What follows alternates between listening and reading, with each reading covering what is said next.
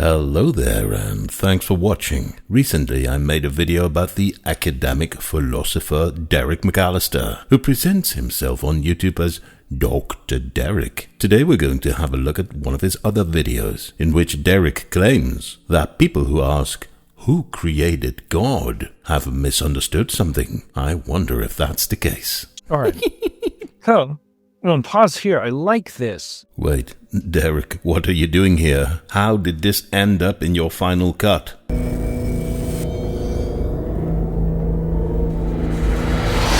Derek, this is too much visual information for me. I'm afraid I would even rather listen to one of your silly arguments than watching whatever it is that you're doing here. I like this comment from Exy Music, and I've seen a couple of the comments as well. So this is a very common, Exy Music says here, God needs a cause. Yes, your commenter seems to have a good point there. You Christian apologists usually argue that things that happen must have a cause, and then that cause has a cause, and then that cause has a cause, and so on. So everything must have a cause. But then, for some mysterious reason, you then make up a story that says, well, we have this God, and he doesn't have a cause. Everything has a cause, except for our God. You know, the God we haven't proven to exist. And then we atheists, of course, ask you, why?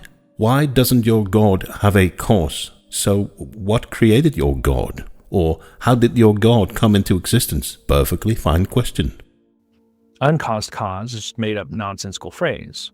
We do have the power with language symbols to create non-existent things and principles. I'm not sure what you mean by that. Maybe you can expand upon it. But what is there not to understand? Your commenter just says that language allows us to make up nonsense words and meaningless concepts. The fact that I can say the gluteotrophification constant proves the existence of vampires doesn't demonstrate that gluteotrophification actually means something. And the same goes for uncaused cause. The fact that you can say that doesn't show that it has any meaning.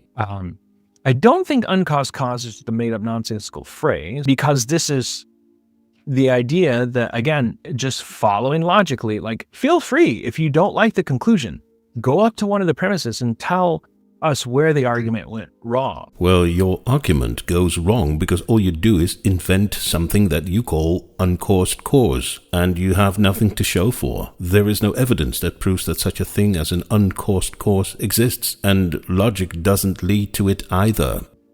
I'm saying this because we arrive at an uncaused cause not as just this arbitrary thing that we like to throw around, this phrase that we like to throw around. It's because it's logically required based on the steps that we took to get there. The causes cannot proceed into infinity, from infinity into the past. It had to start somewhere. Why?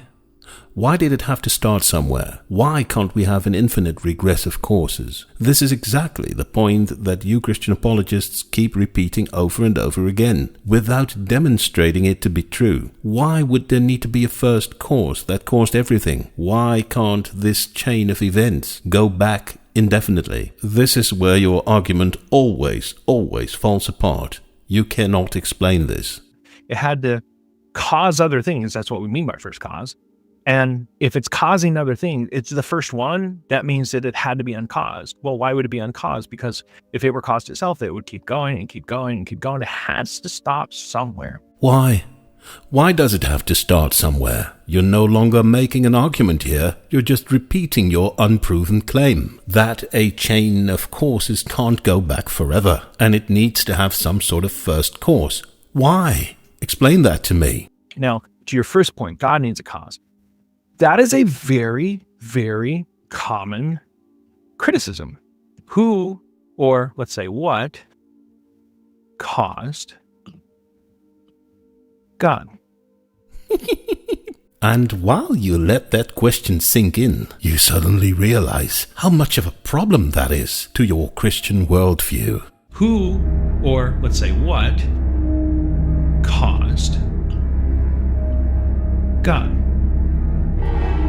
Who, or let's say what, caused God? Oh darn, didn't I just suggest that everything needs a cause? So how can I then say, except for my God? Now, I think it's an easy, immediate criticism, like the idea of like, oh yeah, but I think upon reflection, it's a very silly criticism. By now it's getting pretty funny when you call other people silly. We have this chain of causes, right? It's proceeding this way. Imagine this is the beginning, and this is what we're calling the FC, the first cause. Okay?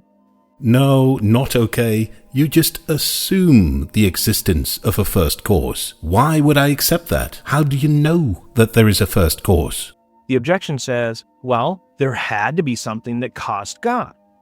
No, the objection says, first, demonstrate that there was a first cause. The fact that you think that this supposed first cause is your God is totally irrelevant as long as you don't prove the existence of this first cause.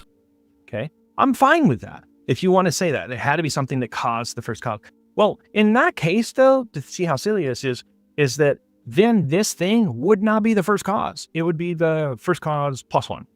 This thing over here would be the first cause. And I think theists would just be like, well, we identify God as whatever the first cause is.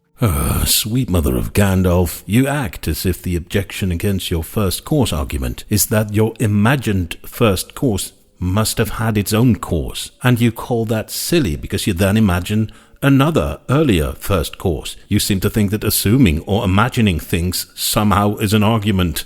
It isn't. You totally misunderstood the underlying objection of the what created your God question. The underlying objection is that you did not demonstrate the existence of any first cause. You only assumed it, and doubling down on it by imagining another first cause before that other first cause is similar to the my daddy is stronger than your daddy argument in a playground. My daddy can lift a car. Well, my daddy can lift an elephant. Well, my daddy can lift a car and an elephant, etc. You don't win an argument by assuming the existence of a stronger version of a thing that you didn't demonstrate in the first place. What a joke.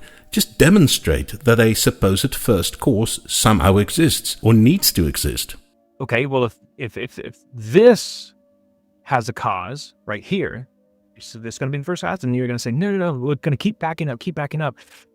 And the argument's going to start all over. You're eventually going to have to get a real first cause. You're going to eventually have to arrive at a real first cause, uncaused by nothing else. That's what the argument shows. Okay? No, that's not what any argument shows. That's just what you and your fellow Christian apologists keep assuming over and over again without demonstrating it. And theists will just say, well, we don't care about this first cause plus 200. That's not what we're interested in. We're concerned about this one that we identify as the first cause. That's the one we mean by God.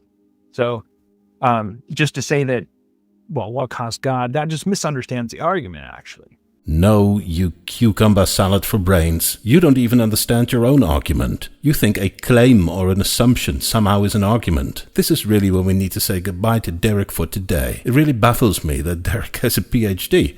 Derek, if you're listening to this, please make a response video and demonstrate the existence of your supposed first cause, other than there just has to be, or logic says so. All of that means nothing. Just make your argument, use premises and conclusions. Just show us the real deal. How do you know that there was a first cause? Thanks for watching, and I'll see you at the next video.